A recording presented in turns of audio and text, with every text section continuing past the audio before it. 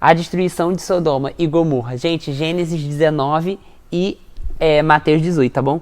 Os dois anjos chegando a Sodoma e Gomorra à noite, Ló estava sentado à beira da cidade, à porta. Quando os avistou, levantou-se e foi recebê-los. Prostrou-se rosto em terra e disse: meus senhores, por favor, acompanhem até a casa do seu servo. Lá poderão lavar os pés e passar a noite. Pela manhã vocês seguem seu caminho. Não, nós passaremos a noite na praça, responderam eles. Mas ele insistiu tanto com eles que finalmente o acompanharam e entraram em sua casa. Ló mandou preparar-lhes uma refeição e assar pão sem fermento. E eles comeram. Ainda não tinham ido deitar-se, quando todos os homens de toda a parte da cidade, dos mais jovens aos mais velhos, cercaram a casa. Chamaram Ló e disseram: onde estão os homens que vieram para tua casa à noite, hein? Tragam eles aqui fora, que a gente vai ter relações com eles. Ló saiu da casa, fechou a porta atrás de si e ele lhes disse: não, meus amigos, não façam essa perversidade. Olhem, eu tenho 2 filhas que ainda são virgens. Vou trazê-las para vocês fazerem o que quiserem com elas. Mas não façam nada a esses homens, porque se acham debaixo da proteção do meu teto. Saia da frente, gritaram, e disseram: esse homem chegou aqui como estrangeiro e agora quer ser o nosso juiz. Faremos a você pior do que com eles. Então empurraram Ló com violência e avançaram para arrombar a porta. Nisso, os dois visitantes agarraram Ló, puxaram-no para dentro e fecharam a porta. Depois, feriram de cegueira os homens que estavam à porta, dos mais jovens aos mais velhos, de maneira que não conseguiam encontrar a porta. Os 2 homens perguntaram a Ló: você tem mais alguém nessa cidade? Genros, filhos, filhas ou qualquer outro parente? Tire-os daqui, porque estamos para destruir esse lugar. As acusações feitas ao Senhor contra esse povo são tantas que ele nos enviou para destruir a cidade. Então Ló foi falar com seus genros, os quais iam casar-se com as suas filhas, e eles disseram: saiam imediatamente desse lugar, porque o Senhor está para destruir a cidade. Mas pensaram que ele estava brincando.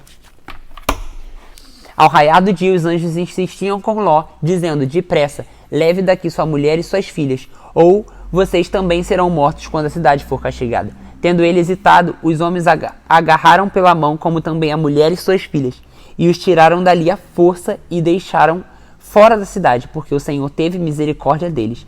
Assim, os que tiraram da cidade, um deles disse a Ló: fuja por amor à sua vida, e não olhe para trás, não pare em lugar nenhum da planície, fuja para as montanhas, ou você será morto. Ló, porém, lhes disse: não, meu pastor, seu servo foi favorecido por sua benevolência, pois o Senhor foi bondoso comigo, poupando minha vida. Não posso fugir para as montanhas, senão essa calamidade cairá sobre mim e morrerei. Aqui perto há uma cidade pequena, está tão próxima que dá para correr até lá. Deixe-me ir para lá, mesmo sendo tão pequena, lá estarei a salvo. Está bem, respondeu ele. Também lhe atenderei esse pedido, não destruirei a cidade da qual você fala. Fuja depressa, porque nada poderei fazer enquanto você não chegar lá. Por isso a cidade foi chamada Zoar. Quando Ló chegou a Zoar, o sol já estava nascido sobre a terra. Então o Senhor, o próprio Senhor, fez chover fogo do céu e enxofre sobre Sodoma e Gomorra. Assim, ele destruiu aquelas cidades e toda a planície, com todos os habitantes da cidade e a vegetação. Mas a mulher de Ló olhou para trás e se transformou numa coluna de sal.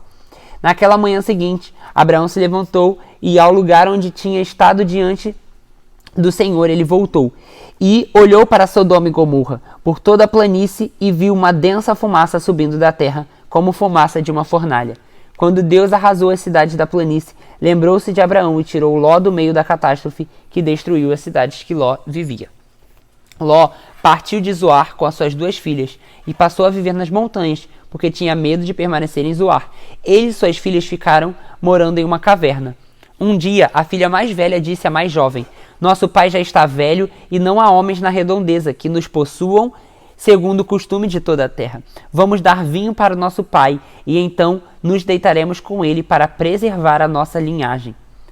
Naquela noite deram vinho para o pai e a filha mais velha entrou e se deitou com ele. E ele não percebeu quando ela se deitou nem quando se levantou. No dia seguinte, a filha mais velha disse à mais nova: ontem à noite deitei-me com o meu pai.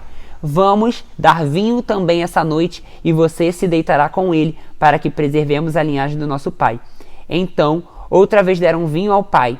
Aquela noite a mais nova foi e se deitou com ele, e ele não percebeu quando ela se deitou nem quando se levantou. Assim as duas filhas de Ló engravidaram do próprio pai. A mais velha teve um filho e deu o nome de Moabe, que é o pai dos moabitas de hoje. E a nova também teve um filho e deu o nome a Ben-Amim, que é o pai dos amonitas de hoje. Agora bora lá, depois desse relato trágico da família de Ló, vamos para Mateus 18, o maior no reino dos céus. Naquele momento, os discípulos chegaram a Jesus e perguntaram: quem é o maior no reino dos céus? Chegando uma criança, colocou-a no meio deles e disse: eu asseguro que, a não ser que vocês se convertam e se tornem como essa criança, jamais entrarão no reino dos céus. Portanto, quem se faz humilde como essa criança é o maior no reino. Quem recebe uma dessas crianças em meu nome está me recebendo.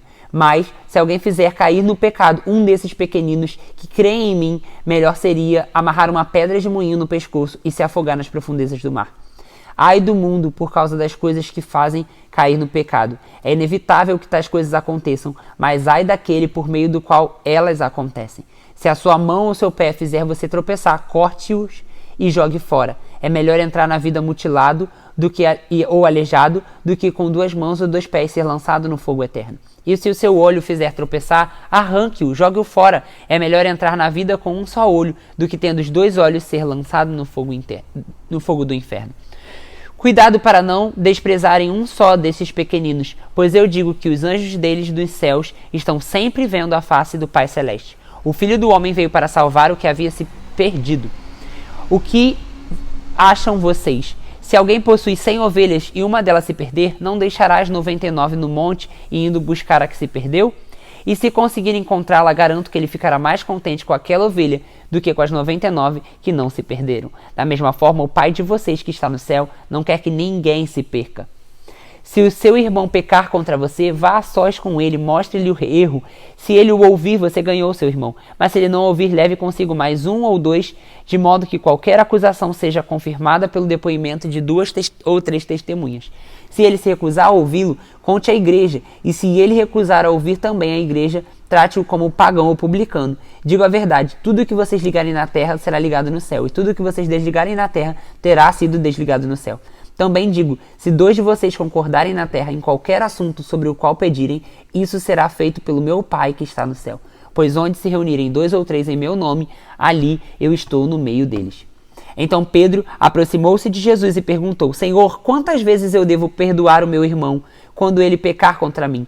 Até 7 vezes? Jesus respondeu: digo a vocês, não até 7, mas até 77 vezes. Ou 70 vezes 7, né?